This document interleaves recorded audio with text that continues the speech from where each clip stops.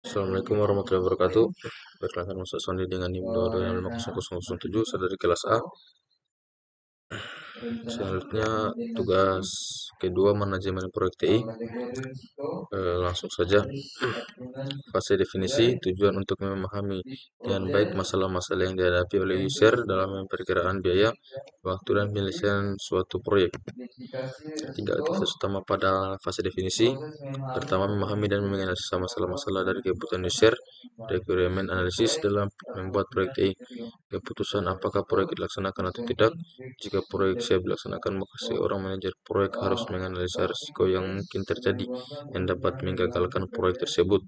Selanjutnya ada pembuatan proposal berupa perkiraan dalam suatu rancangan biaya serta waktu penyelesaian suatu proyek.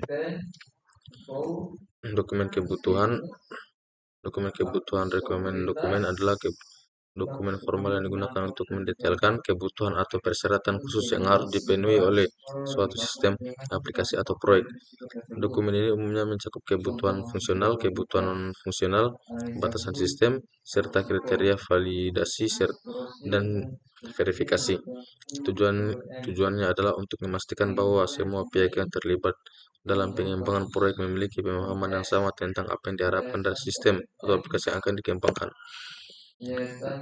Dokumen kebutuhan biasanya meliputi satu, pendahuluan, berisi latar belakang tujuan dan lingkup proyek.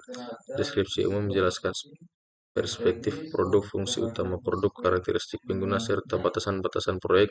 Yang ketiga ada kebutuhan spesifik, mengendalikan setiap kebutuhan fungsional dan non-fungsional sistem atau aplikasi.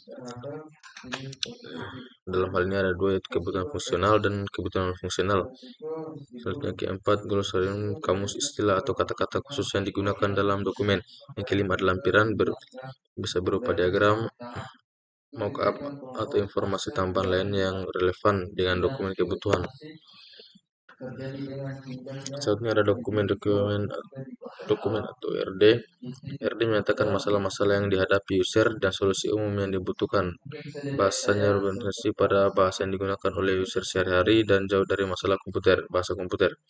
Kadang-kala dokumen RD digunakan sebagai permohonan untuk sebuah proposal, proposal RFP, ketika user menawarkan proyeknya kepada kontraktor luar. Langkah-langkah dalam pembuatan dokumen kebutuhan requirement RD. Dalam pembuatan dokumen RD ada beberapa langkah penting yang harus dilakukan untuk memastikan bahwa RD yang dibuat nantinya akan akurat, lengkap, dan sesuai dengan kebutuhan proyek. Berikut adalah beberapa hal yang dapat dilakukan. Yang pertama ada pemahaman proyek, yang kedua ada identifikasi pemangku kepentingan, yang ketiga ada wawancara dan diskusi dengan pemangku kepentingan, yang keempat ada analisis pasar, yang kelima ada studi kelayakan, keenam ada identifikasi kebutuhan awal, ketujuh penyusunan kerangka kerja RD, ke-8 evaluasi teknologi yang diperlukan, ke-9 pembuatan prototipe awal, yang ke-10 ada penyusunan jadwal dan rencana kerja. Contoh pembuatan informasi keputusan universitas. Berikut beberapa hal yang dapat dilakukan sebelum pembuatan proyek kebutuhan RD untuk proyek ini. Yang pertama ada pemahaman proyek, yang kedua ada identifikasi pemangku kepentingan, yang ketiga ada wawancara dan diskusi dengan pemangku kepentingan, yang keempat ada analisis pasar, kelima studi kelayakan, keenam identifikasi kebutuhan awal, ketujuh penyusunan kerangka kerja RD, ke-8 evaluasi teknologi yang diperlukan, ke-9 pembuatan prototipe awal, ke-10 penyusunan jadwal dan rencana kerja. Keputusan melaksanakan atau tidak melaksanakan proyek. Setelah kebutuhan ditetapkan, langkah berikutnya adalah memastikan proyek bernilai atau dikerjakan atau tidak. Selanjutnya untuk membuat keputusan itu, suatu studi kelayakan dilakukan untuk menjawab pertanyaan, dapatkah sistem ini dibangun secara teknik.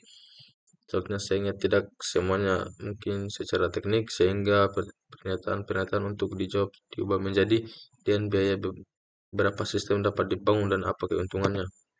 Dalam suatu studi kelayakan, kita mempertimbangkan semua penyelesaian masalah teknis yang mungkin dan coba untuk memperkirakan biaya dari masing-masing penyelesaian masalah. Untuk suatu proyek yang berukuran besar, kita mempertimbangkan keputusan utama mengenai hardware apa yang digunakan dan apakah akan membuat atau membeli software. Untuk proyek berukuran kecil sampai menengah, studi kelayakan yang formal tidak perlu ditulis. Biasanya cukup dengan mengangkat seseorang untuk mempelajari penyelesaian masalah yang mungkin akan menilai keuntungan-keuntungan. Perkiraan keuntungan ini mungkin saja mudah, tetapi seharusnya tidak dipergunakan mengejar proyek. Tidak hanya harus menjawab apakah proyek ini secara teknis dapat dikerjakan, tetapi juga menjawab pernyataan yang lebih penting, apakah proyek ini dapat dikerjakan oleh saya sekarang.